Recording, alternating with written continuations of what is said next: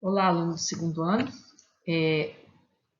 Agora nós vamos começar a corrigir a semana 2 do volume 1 do PET Oficial do Estado.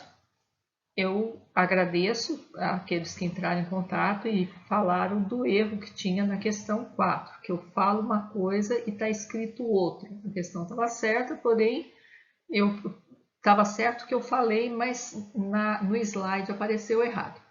Por isso eu estou mandando esse outro corrigindo. Mas, muito obrigado aí. Então, aqui, na atividade 1, fala em um restaurante, para cada mesa é calculado um nível de desperdício X, um número variando de 0 até 10. Conforme o nível X, o cliente paga uma taxa Y em reais calculada desta forma. No caso de X entre 0 e 2, Y é igual a X dividido por 2. No caso 2 menor que x menor ou igual a 4, então y é igual a x menos 1. No caso do x maior que 4, então y é igual a 2x menos 5. Se o cliente pagou R$ 2,50 de taxa, seu nível de desperdício foi. Então, eu vou ter que olhar aqui no gráfico, tá vendo a taxa em reais? Está aqui. Então, R$ 2,50 está aqui. Então, essa reta aqui, ó, quem está valendo? Está valendo o vermelhinho aqui, ó. Y igual a x menos 1. 2,50 vai estar, então, entre 2 e 4. Então, eu vou pegar, substituir o y por 2,50, que é o valor a ser pago, né? E vou achar, então, que o x é 3,50. 3,5, desculpa.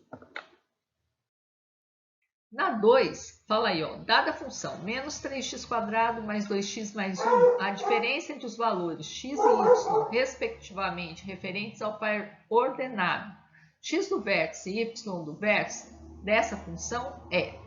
Então, aqui, o x do vértice é menos b sobre 2a. O y do vértice é menos delta sobre 4a. Eu, particularmente, não gosto de ficar decorando isso aqui, guardando isso não. Eu guardo esse aqui, ó. Eu guardo que a soma das raízes é menos b sobre a. O vértice vai estar exatamente no meio, então o vértice vai ser menos b sobre 2a. Então, substituindo aqui, ó, b é 2, o 2 e o a é menos 3. 2 vezes menos 3. Então, aqui eu vou ter menos 2 sobre menos 6, que é a mesma coisa que 1/3. Para mim achar o y do vértice, eu posso achar o delta e jogar aqui, ou eu posso simplesmente voltar, substituir o x do vértice lá no x. Eu substituindo o x que eu encontrei no x aqui, eu acho o y do vértice. Então, aqui, ó, 1/3 ao quadrado vai ser 1/9 vezes 3. Eu vou simplificar, né? 2 vezes 1/3 mais 1. Então, aqui eu vou ficar 1/3 mais 2, menos 1/3 mais 2/3 mais 1. Somando isso daí, aqui vai dar 1/3 mais 1, 3 vezes 1, 3 mais 1, 4/3. Né? O y é 4/3. Só que ele pede a diferença entre os valores x e y. Então, primeiro x, né? Depois o y. Então, 1/3 menos 4/3. Então, denominadores iguais, eu vou fazer 1 menos 4, vou achar menos 3 e vou conservar o denominador. Menos 3/3 é a mesma coisa que menos 1, alternativa A. Na B, na 3, ele tem o gráfico que representa a função f de x, x² menos 3x mais 2é. Então, eu tenho 4 gráficos. Então, a primeira coisa aqui que eu vou pensar, o coeficiente de x², ele é positivo, não é? Aqui, ó. Então, a gente sabe, o A, que é o coeficiente de x², ele não está com cavidade. Ele fala se a boca é aberta para cima ou aberta para baixo. Se a parábola tem concavidade para cima ou concavidade para baixo. Como é positiva, concavidade é para cima. Então, eu vou concentrar nessa 1 e 2 aqui. Outra coisa, aqui, ó, o B, geralmente a soma das raízes é menos B, então menos 3 mais 3 sobre A, que é 1. Então, eu sei que a soma das raízes aqui é 3. E também o 2 é o termo independente, é o ponto onde intercepta o eixo y. Só que todas as duas estão interceptando, aliás, todas as 4 estão sendo interceptadas no y, então isso aqui não adiantou muito não. Mas a soma 3, aqui ó, 1 e 2, a soma é 3. E aqui, a soma das raízes, eu tenho 2 números negativos. Então, não tem como dar um número positivo. Isso nos faz, então, entender que é a alternativa A. É a primeira, que é a parábola dessa função. A 4, tá aí, ó. Ao construirmos o gráfico referente à função f de x é igual a menos x² mais 2x mais 3, observamos que ele intercepta o eixo das abscissas em 2 pontos distintos. Esses pontos são... Então, gente, os pontos onde intercepta o eixo das abscissas, que é o eixo x, são as raízes da função. Então, os pontos, o eixo x, é exatamente as raízes. Bom, existem 2 formas de eu achar as raízes. Eu posso falar que f de x é igual a 0, seria... Aí eu fico com a equação de segundo grau. Você pode resolver por Bhaskara, achar o delta, b ao quadrado menos 4ac, depois x é igual a menos b mais ou menos raiz de delta sobre 2a. Eu acho um processo muito longo, muito comprido, e eu prefiro evitar a fadiga e ser mais rápido. Mas tem aquele detalhe. Então, a gente sabe que a soma das raízes é menos b sobre a. Então, se é menos b, vai ser menos 2 sobre menos 1. Menos 2 dividido sobre menos 1 é 2. E o produto das raízes é c sobre a. Então, vai ser 3 sobre menos 1, vai ser menos 3. Então, eu quero 2 números que somados deem 2 e multiplicados deem menos 3. Esse produto negativo mostra para a gente que eu tenho uma raiz positiva e uma raiz negativa. As alternativas também me mostram isso. Só que a C e a D, o produto aqui daria 6 e não 3. Então, a soma aqui ó, da A e da B dá 2. Uma dá 2, a outra dá menos 2. Então, a soma eu vou ver como. O maior módulo vai ser o que dá o sinal para a soma. Então, como a soma é positiva, o 3 é positivo e o 1 é negativo, isso me dá a alternativa B. Atividade 5, fala aí, observe a figura.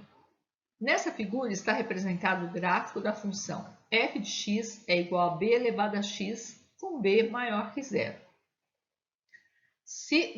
É uma condição para ser uma função exponencial, é o b ser maior que 0, a base tem que ser maior que 0. E aqui está, então, aqui do lado, o gráfico dessa função.